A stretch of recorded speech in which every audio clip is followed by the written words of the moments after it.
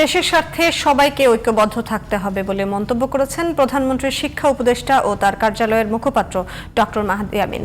শনিবার Bangladesh institute of international and strategic স্টাডিজের অডিটোরিয়ামে গণ অভ্যুত্থান উত্তর বাংলাদেশের রাজনৈতিক সংস্কৃতি কোন পথে শীর্ষক গোলটেবিল আলোচনায় একথা বলেন তিনি।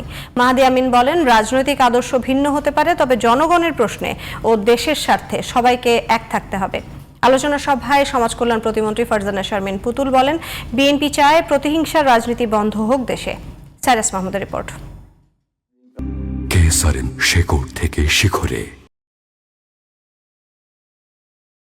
অনুরোধ করব আমাদের আলোচনা। শনিবার ঢাকার ইস্কাটনে গণ অভ্যুত্থান উত্তর বাংলাদেশের রাজনৈতিক সংস্কৃতি কোন পথে শীর্ষক গোলটেবিল বৈঠক অনুষ্ঠিত হয়।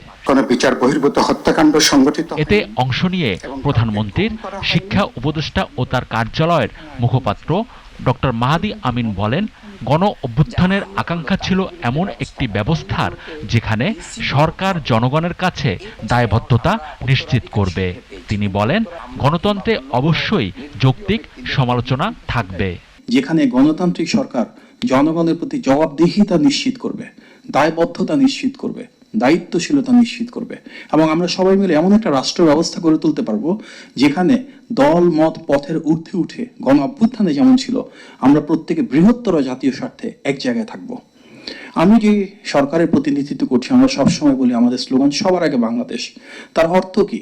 অর্থ আমাদের যে রাজনৈতিক আদর্শ বা মূল্যবোধই থাকুক না কেন, আমরা গণতান্ত্রিক ভিত্তিটাকে অন্তত পক্ষে আরো শক্তিশালী করব এবং দেশের স্বার্থে, দেশের সার্বভৌমত্বের প্রশ্নে, জনগণের কল্যাণের প্রশ্নে আমাদের এক থাকতে হবে। আলোচনা সভায় সমাজ কল্যাণ প্রতিমন্ত্রী ফারজানা শারমিন পুতুল বলেন, প্রতিহিংসার রাজনীতি ভালো কিছু বয়ে আনে না। প্রতিহিংসাটাকে বয়ে নিয়ে যেতে আমরা দেইনি।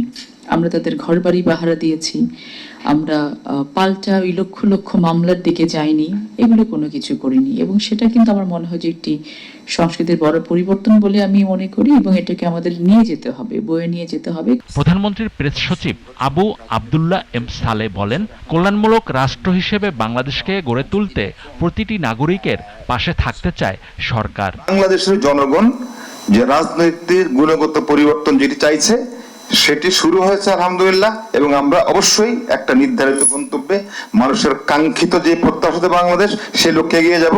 আমরা সবার সমর্থন চাই, এটা না যে সমালোচনা যেটি আছে সেটিও আমরা চাই, বাট সেটি হওয়া দরকার গঠনমূলক। Cyrus Mahmud, GTV news, Dhaka.